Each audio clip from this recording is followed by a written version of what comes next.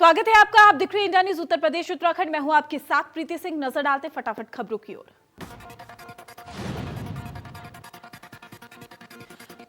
आज पूरे देश में धूमधाम से मनाया जा रहा है दीपावली का त्योहार। राम की नगरी अयोध्या में शानदार तरीके से हुई दिवाली। 5,51,000 दीपों से रोशन हुई है राम की नगरी अयोध्या। एक साथ 5,51,000 दीपक जलाकर बनाया गया है विश्व कीर्तिमान। सीएम योगी आदित्यनाथ ने राम जन्मभूमि स्थल पर भगवान राम की पूजा अर्चना की। बीजेपी प्रदेश अध्यक्ष स्वतंत्र देव सिंह और राज्यपाल आनंदीबेन पटेल भी रही मौजूद। सीएम योगी आदित्यनाथ, बीजेपी प्रदेश अध्यक्ष स्वतंत्र देव सिंह और राज्यपाल आनंदीबेन पटेल ने प्रदर्शनी का जायजा भी लिया। सीएम योगी आदित्यनाथ दीपोत्सव कार्यक्रम में पहुंचे। सरयू घाट पर 5 लाख से अधिक दियों को जलाया गया है। अयोध्या में जलाए जा रहे हैं 5,51,000 दिए। इसके अलावा भी झांकी, लाइटिंग समेत अन्य व्यवस्थाएं भी की गई। अयोध्या में मनी शानदार दिवाली लोगों को काफी आकर्षित किया और इस मौके पर सीएम ने सरयू तट पर आरती की। सीएम योगी आदित्यनाथ ने कहा कि हमने न केवल राम की पीढ़ी को अविरल और निर्मल बना दिया है, बल्कि उसका विस्तार भी किया गया है। इस साल 5,51,000 दीपक जल रहे हैं। अगले साल ये संख्या और बढ़ेगी। सीएम योगी ने कहा कि राम के काम में किसी के साथ अन्याय नहीं है, सबके लिए न्याय है। कोरोना का खतरा नहीं होता तो ये कार्यक्रम और भी ज्यादा विशाल होता। सीएम ने कहा है कि पूरी रामायण सर्किट की परिकल्पना को साकार करके हम वैश्विक पटल पर उसे पर्यटन केंद्र के रूप में विकसित कर रहे हैं। हम श्रद्धालुओं की श्रद्धा का भी सम्मान करेंगे, पर्यटकों को भारत की प्राचीन परंपरा के साथ जोड़ने का काम करेंगे। सीएम योगी ने कहा कि पीएम मोदी की प्रेरणा से 5 सदी बाद प्रभु श्री राम के भव्य मंदिर के निर्माण का मार्ग प्रशस्त हुआ है। कोरोना के काल में लोगों की सेवा के साथ विकास की प्रक्रिया को रुकने नहीं दिया जाएगा। अयोध्या में दिव्य दीपोत्सव के कार्यक्रम की भव्य तैयारी की गई है। लोगों में दिव्य दीपोत्सव को लेकर भारी उत्साह भी देखा गया। यूपी सीएम हाउस में लगा माटी कला के हुनरमंदों का बाजार। सीएम योगी ने करीब हुनरमंदों के बचे हुए सारे सामान खरीदे। जम्मू कश्मीर में पाकिस्तान ने किया सीजफायर का उल्लंघन। सीजफायर में 4 जवान शहीद, 6 स्थानीय लोगों के मारे जाने की खबर। सीजफायर में ऋषिकेश गंगानगर का जवान शहीद। बीएसएफ आरटी रेजिमेंट में तैनात थे राकेश डोभाल। भारतीय सेना ने पाकिस्तान को मुंहतोड़ जवाब दिया है। जवाबी फायरिंग में पाकिस्तान के 3 एसएसजी कमांडर समेत 7 से 8 सैनिक मारे जाने की खबर। सीएम योगी कुछ मंत्रियों के कामकाज से नाखुश हैं, जिसके चलते मंत्रिमंडल का विस्तार जल्द हो सकता है, जिसमें कुछ नए लोगों को मंत्री बनाया जा सकता है, जबकि कई मंत्रियों की छुट्टी हो सकती है। योगी सरकार ने पुलिसकर्मियों को प्रमोशन का तोहफा दिया। प्रदेश के 30,000 पुलिसकर्मियों की प्रमोशन की डीपीसी जारी की। 5,042 कांस्टेबल को हेड कांस्टेबल के पद पर रखा गया। सिद्धार्थनगर में डीएम ने भारत और नेपाल की अंतर्राष्ट्रीय सीमा का जायजा लिया है। त्योहार के मौके पर अधिकारियों ने स्थानीय गरीबों और नेपाल के रास्ते हर आने जाने वाले राहगीरों को दिए और मिठाइयां भी बांटी। वहीं डीएम और एसपी ने पड़ोसी देश के लोगों को भी अपनी खुशियों में शामिल किया है, उन्हें मित्र राष्ट्र होने का संदेश दिया। कार्यक्रम बॉर्डर के अलावा बढ़नी, कस्बे और जिले में कई जगहों पर आयोजित किया गया है। कार्यक्रम में आला अधिकारियों के अलावा सैकड़ों की संख्या में स्थानीय लोग भी मौजूद रहे। लखनऊ के बंथरा क्षेत्र में जहरीली शराब पीने से 3 की मौत हो गई। डीएम ने दिए मजिस्ट्रेट जांच के आदेश। पुलिस ने 2 को किया गिरफ्तार।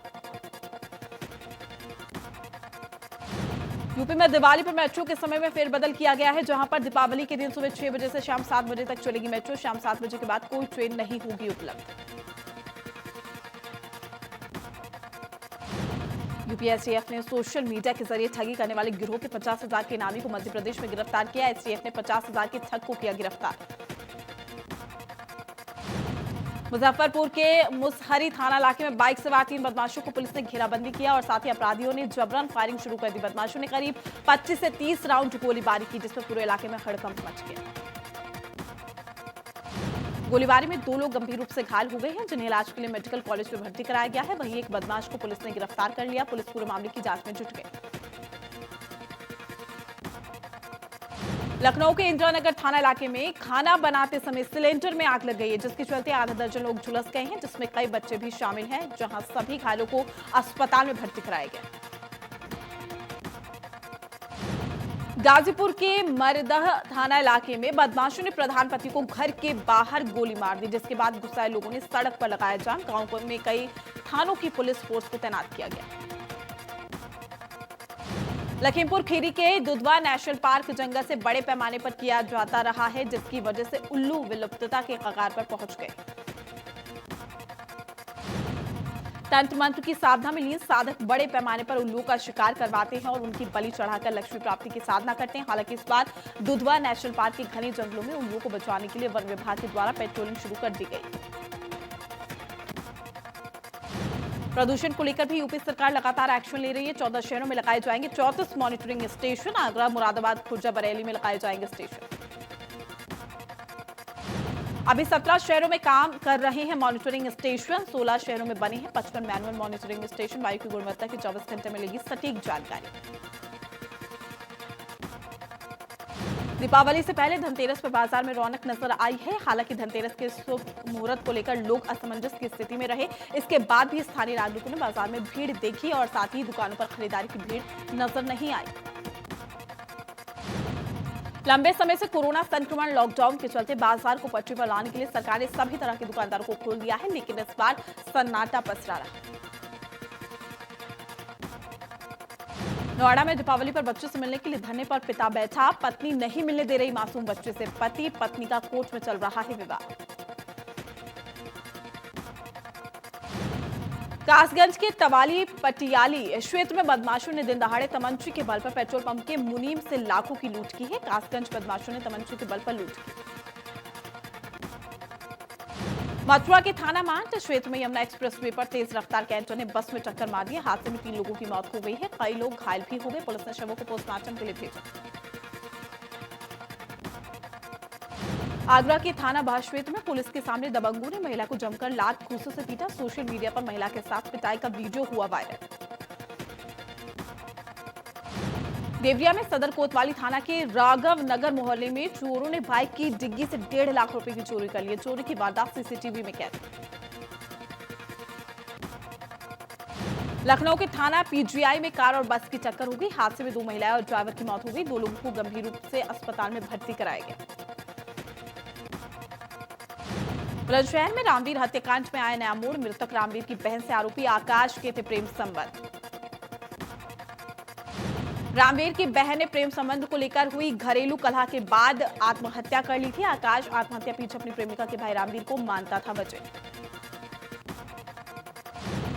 प्रेमिका की मौत का बदला लेने के लिए आकाश ने अपने दोस्त के साथ मिलकर की थी प्रेमिका के भाई की गोली मारकर हत्या। प्रतापगढ़ में जिला अस्पताल की घोर लापरवाही उजागर हुई है। मरीजों के जीवन से किया जा रहा है खिलवाड़। स्वीपर करता है पैथोलॉजी विभाग में लैब टेक्नीशियन का काम। उन्नाव के रेलवे क्रॉसिंग के पास मिला था पत्रकार का शव, जिसके बाद पत्रकार सूरज पांडे की मां ने पुलिस पर धमकाने और हत्या का आरोप लगाया। बांदा के काशीराम कॉलोनी के पास कुएं के अंदर एक मासूम का शव मिलने से हड़कंप मच गया। स्थानीय लोगों की सूचना पर मौके पर पहुंची पुलिस ने शव को कुएं से निकालकर पोस्टमार्टम के लिए भेज दिया। पुलिस ने कार्रवाई करते हुए आरोपी को गिरफ्तार कर जेल भेज दिया है। पूरे मामले पर एसपी ने कहा है कि मृतक की मां आरोपी के साथ 2-3 सालों से रह रही थी। इस बीच किस बात को आरोपी ने 6 साल के मासूम की हत्या कर कुएं में फेंक दिया। लखनऊ में थाने के बाहर पैसे ट्रांसफर को लेकर 2 पक्षों में जमकर मारपीट हो गई, जिसके बाद पुलिस ने 4 लोगों को गिरफ्तार कर लिया। मारपीट का वीडियो तेजी से सोशल मीडिया पर वायरल हो रहा है। लखनऊ के काकोरी थाना इलाके में खनन माफिया पुलिस के संरक्षण में खुलेआम अवैध खनन कर रहे हैं। खनन माफियाओं का आतंक जारी है।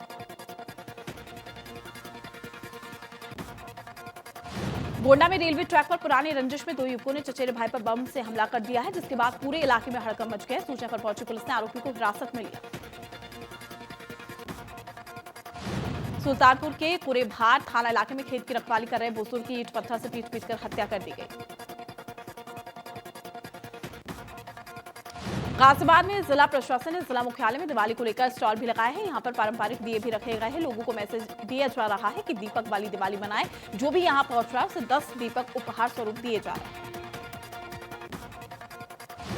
गाजियाबाद की डीएम ने अपील की है कि सभी लोग मिलकर पारंपरिक दिवाली मनाएं और साथ ही पटाखे नहीं चलाएं। रिटर्न गिफ्ट के तौर पर अगर वो कुछ देना चाहते हैं तो 1000 दीपक खरीदकर दीपक वाली दिवाली सेलिब्रेट करें।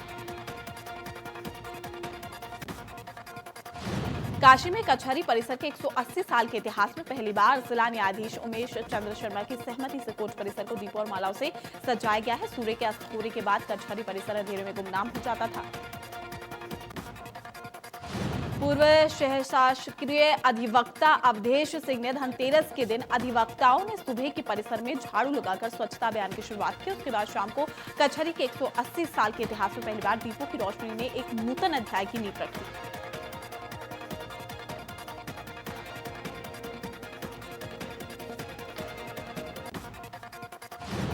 मथुरा के मांझ थाना इलाके में यमुना एक्सप्रेसवे पर खड़ी बस में कैंटर ने मारी टक्कर, जिसमें 2 यात्रियों की मौके पर मौत हो गई, जबकि 3 यात्रियों की हालत नाजुक बनी हुई है। नोएडा से आगरा जा रही थी बस।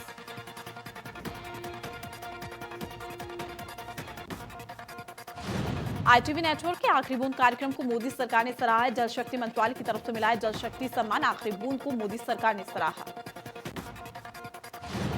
जल शक्ति सम्मान मिलने के बाद बोले आईटीवी नेटवर्क के फाउंडर कार्तिकेय शर्मा, कहा मजबूती से करेंगे जल संरक्षण को प्रमोट।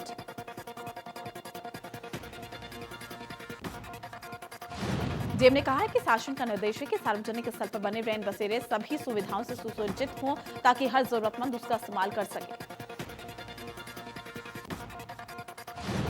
आगरा में युवक ने कलेक्ट्रेट में महिला के ऊपर एसिड फेंका। एसिड अटैक में बाल बाल बची महिला। मौके से पुलिस ने आरोपी युवक को किया गिरफ्तार। संभल में पति के लिए न्याय की गुहार कर रही महिला। पहले पति को पैसे के लिए बुलाया, फिर जमकर पीटा। दबंगों ने पत्नी के साथ भी की मारपीट। इलाज के दौरान हुई महिला के पति की मौत। लखनऊ के विकास नगर थाना इलाके में बदमाशों ने सराफा व्यापारी को मारी गोली, जहां पर गोली लगने से व्यापारी गंभीर रूप से घायल, जिसके बाद व्यापारी को ट्रॉमा सेंटर में भर्ती कराया गया। वहीं सूचना पर मामले की जांच में जुटी पुलिस।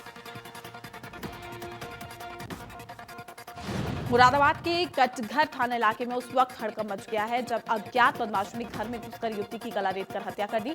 सूचना पर पहुंची पुलिस ने शव कब्जे में लेकर पोस्टमार्टम के लिए भेज दिया। घटना की जानकारी मिलते ही पुलिस के आला अधिकारी भी घटनास्थल पर पहुंचे, मौके का मुआयना भी किया। फिलहाल पुलिस के हत्या आरोपियों की तलाश में पुलिस जुटी हुई है। यूपी एसटीएफ ने अंतर्राज्यीय स्तर पर मादक पदार्थों की तस्करी करने वाले गिरोह के 2 सदस्यों को फतेहपुर से गिरफ्तार किया है। साथ ही 65 लाख कीमत का 557 किलोग्राम गांजा भी बरामद किया। सोनभद्र के जिलाधिकारी ने पंचायत चुनाव के पहले एक बड़ा फरमान जारी किया है कि अगर किसी ग्राम पंचायत में शौचालय निर्माण में या अन्य विकास कार्यों में किसी प्रकार की लापरवाही या सरकारी धन का बंटरबांट की शिकायत सामने आती है तो उस पर गांव के प्रधान को अनापत्ति प्रमाण पत्र भी जारी नहीं किया जाएगा। श्रावस्ती के सिरसिया के दुर्गापुर तराई में अज्ञात कारणों से घर में लगी आग, जिसकी चपेट में आने से 10 घर जलकर राख हो गए। रास्ता नहीं होने से नहीं पहुंची फायर ब्रिगेड। श्रावस्ती के इकोना सामुदायिक स्वास्थ्य केंद्र में बच्चों के विवाद में टूटा हाथ दबा के पैसे का पिता भी शराब पी गया। इंडिया न्यूज की मदद से किशोर का हुआ इलाज।